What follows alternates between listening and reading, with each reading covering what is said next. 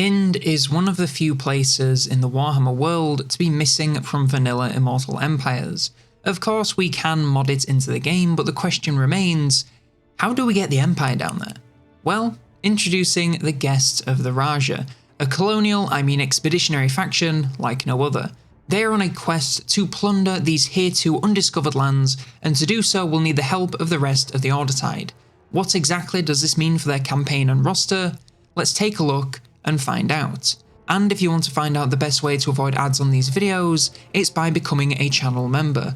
All of the same videos with none of the ads, all for just a single $1 a month. The faction's main mechanic revolves around their recruitment. By default they have very limited recruitment, with even a full suite of buildings only providing them with a meager roster, albeit one with some decent units. These come from a range of factions such as the Empire, Cathay, Bretonnia and more, but they also have some new ones which I'll circle back to later. However, they can also make use of reinforcements from 7 different factions, hence the 7 Cs. To do this, you'll need to spend Servana, a new currency that itself is made of 3 other new resources.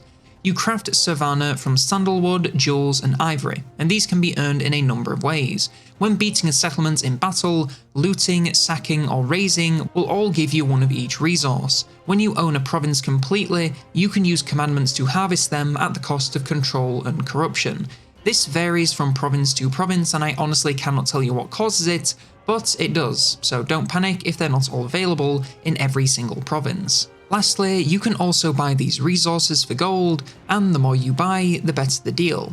But the more times you buy them, the higher the cost will climb. Speaking of which, you can also sell using the market, but at half the price you can buy them for, so it's not a great deal. You can sell them for a higher price from the Sea Lanes page, but these have a fairly long cooldown, so aren't a constant option. Anyway, you'll mainly be using these resources to craft Servana, which can then be exchanged for various reinforcements. You have the option to get units from Cathay, Bretonnia, the Empire, Kislev, the Dwarves, High Elves and Ogres. As far as I can tell, it's the same batch of units every time, so it really depends on what you want in your armies, and also who's available, since each of these have their own 5-turn cooldowns. Once bought, you can instantly recruit these units into your armies, and whilst they have no recruitment costs, they do have upkeep, so make sure you're not putting yourself too deep into the red. The faction is of course called the Guests of the Raja, and they are led by Nigel Francisco. Along with his other mechanics, he's an expert at navigating the seas, so suffers no sea-based attrition, can make use of sea lanes instantly, travel between land and sea seamlessly, and even use the missed landing stance to instantly move from sea to land, regardless of terrain. Lastly, he also gains bonus income from trade, allowing him to make a crazy amount of cash if you can get your hands on plenty of friends and resources. His own army can move around the map faster and grants bonuses to crossbows and halberdiers to increase their damage. As mentioned earlier, their roster is mainly made up of units from other factions, but they do have a number of brand new units to play with. First up, Nigel Francisco himself. He's a very powerful hybrid weapons lord with excellent melee power and great ranged. Melee first, and he has pretty respectable melee stats along with excellent armor piercing magical damage and even some moderate armor.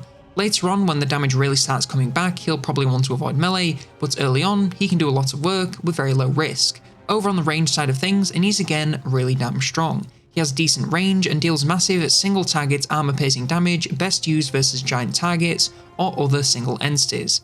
I'd stick to ranged for as much of the battle as you can, since the damage is both higher and safer, but don't shy away from melee as long as the damage coming back is manageable. For his mounting options, he has the Scavenged Sky Lantern. This has the same range and missile power as the regular Sky Lantern, but gets some bonuses to melee stats and ammo.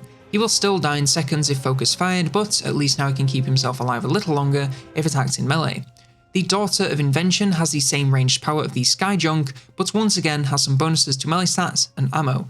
Use the same, still avoid melee all the same, but he will live a little longer. The Jamadar are decent melee lords with some armor piercing magical damage, strong melee stats, and that's about it. Just get them fighting, and as long as the damage coming back to them isn't too bad, they should do fine. For their mounts, they have the Armoured Elephant. Obviously this makes them a much larger target, but that comes with more armor, and of course a bunch more area damage. They're now powerful anti-infantry monsters, with the only downside being how they're so much easier to focus from range. These Sword Explorers are very basic frontlines battlers with passable melee stats and decent non-armor piercing damage. They'll do okay in the early game but quickly fall off once enemies get any armor, and they can use a Scavenged Sky Lantern. We also have the Blunderbuss Explorer. These drop some melee stats and armor to gain some medium range but high damage missile power. They're now great backlines missile lords, effective versus single targets or clumps with their multi-shot barrages. And once again, they can make use of a scavenged sky lantern. For the heroes, we have the Tigi, it's one of the two. This is a powerful melee battler with a specialty for taking on other lords and heroes. She comes with very strong melee stats along with excellent armor-piercing magical anti-infantry damage with the added bonus of removing spell resist and magical attacks from anything she attacks. She's best used as part of a flanking force to make the most of her higher speed and buffs to nearby allied defense. The lower armor does make her more vulnerable to high damage coming back her way, so focus on spellcasters and other characters less likely to put up much of a fight. The Veteran is another powerful melee battling lord with more of a focus on defense and empowering nearby units. These want to be in your front lines, fighting alongside your infantry to not only make use of their respectable melee stats and damage, but also to provide various buffs to both attack and defense. There's not really much more to them than that, just get them fighting and they'll do fine. And lastly, the Pariahs.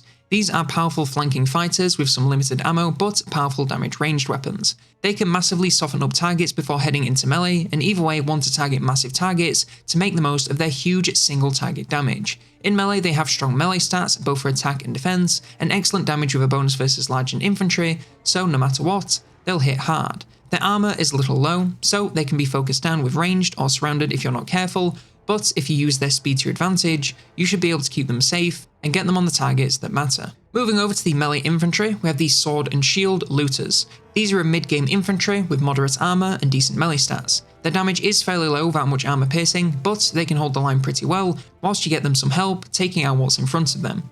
We also have these Spears and Shields Looters. These drop some attack and damage to gain more defense. In my opinion, this is the way to go, since they're going to be a line holder either way, so may as well hold the line, since love isn't always on time, and by love, I of course mean reinforcements. And the last of the looters, the Greatsword Looters. These drop the shields and armor, along with a little defense, for greatswords. In exchange, they gain a nice chunk of attack, along with some armor-piercing anti-infantry damage. They are decent mid-game damage dealers, but with the low defense and armor, they can be quite fragile, so a bit of a risky pick unless you are really trying to maximize damage output. These Spears Outcast Jackalmen, coming from these Spears Looters, these drop some armor and defense to gain more attack, damage, and speed.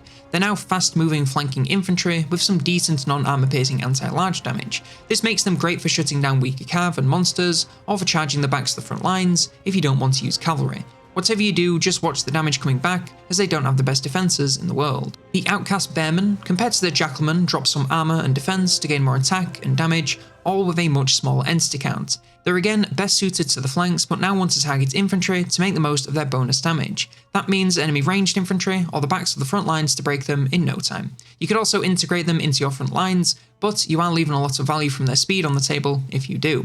And lastly, the Expeditionary Halberdiers. Compared to Empire Halberdiers, they gain a ton of armor, along with improvements to both melee stats, damage, and even HP, despite dropping a third of their total entity count. These are a very tough front line with lots of charge resistance to hold firm no matter what comes their way. They will deal great damage, especially versus any large targets, and hold the line excellently against anything you throw at them. The only downside is no shields, so they can be focused down from a range, but aside from that, they're a near perfect front line. Moving now to the ranged infantry, and we first have the Slings Outcast Jackalmen. These drop their melee stats coming from the spears, but in doing so, gain some low-range missiles. These deal fairly low non-armor piercing damage, so want to choose less armored targets to make the most of things. If caught in melee, they can do okay, but not great. Honestly, if you're not against low armor, then I can't see these being useful, as I'd rather have a missile unit or the Spears Jackalmen. Sharpshooters are a medium-range missile troop with decent armor-piercing damage. They can do great versus targets large and small, with the only downside being that low range and their low speed, making getting firing angles on anything that isn't massive a bit of a challenge. In melee, they're not bad and can keep themselves alive against most moderate attacks, but still you want to keep them at a range and firing as much as possible, as they will get far more value. The Expeditionary Crossbowmen share the same range as the regular crossbowmen, but gain a nice chunk more armor-piercing damage, making them effective versus the higher end of armor. Once again, they are okay in melee, but keeping them at a range is the way to go for maximum damage. They have one unit of monstrous cavalry, the Mahouts, or Mahouts, I can't tell. These are a relatively fast-moving monstrous cav with tons of mass and charging power. They deal huge armor-piercing damage with a bonus versus infantry, and will crush most units on impact. In sustained melee, they struggle with their low defense and armor, but if you can keep them on the move and cycle charging, they'll do some great work. And lastly, from the artillery, we have the Expeditionary Cannons. These have less range than the Empire cannons, but ups the missile power and ammo. They're still strong single-target artillery pieces best suited for massive targets or structures. They also require a fairly clear line of sight, so massive targets really are the way to go to keep them shooting. We also have one unit of Regiments of Renown, the Trailblazers. These don't really have a base unit, so I'll just cover them as if they were just another unit. They have short-range missiles dealing massive explosive fire damage, most effective versus clumps of infantry, so avoiding units near your own is for sure the way to go to keep them safe. In melee they are fine, but once again, you want to keep them at a range in shooting at all times to maximise that damage. This is one of those modded factions that's easy to talk about, but for all of the right reasons. They have a singular goal in mind with an interesting gimmick, and the entire faction is just built up around that. It may not be the most complex campaign that I've ever played, but honestly, that's just fine. If I was to describe it to someone, I would say it's similar to Marcus Wolfheart, but rather than relying entirely on the Empire, you can instead call all of the Order Tide for aid to spice up your unit selection. It's such a fun idea to have all these units from all these different factions be available under one banner, and something that I wish other factions in game leaned into. There are so many races in game, each with a roster with their own little quirks, and combining all of them into a single army is a lot of fun. I'd also say that for the most part, the balance is relatively okay. You can only get a certain number of units from each race, so it's not like you have hundreds of units at your disposal, and they also act as a powerful garnish upon whatever comp you have already. The slow rate at which you acquire the resources needed to create Servana keeps things relatively fair, since you can't print these units by the dozen, so it never really felt like things were spiraling out of control. I will say that whilst it felt balanced, I did find the system to be a tad bit convoluted. I like the idea of collecting these resources on your travels and trading them for reinforcements. However, the fact you have to craft them into a single resource and then trade that resource for units feels a little bit clunky. That, combined with the seemingly random way you earn these resources, made the campaign feel a little bit messy. I feel there's also room for dilemmas in quite a lot of the actions you take in this mod. Maybe certain races can up their prices and demand you pay them some resources, otherwise they'll cut you off for a number of turns. They're still quite fun to play, I just felt like they could do with an extra layer of something to keep things interesting. Still, if you want to explore this area of Immortal Empires Expanded and enjoy using a bizarre mix of units from various factions, as well as some pretty powerful new ones, this mod is a good time. It may not be the most complex, but it has an interesting hook, and sometimes that's plenty. But if you instead want to rework an existing faction to be as streamlined as possible, then check out this video all about the Bretonnia rework that does just that.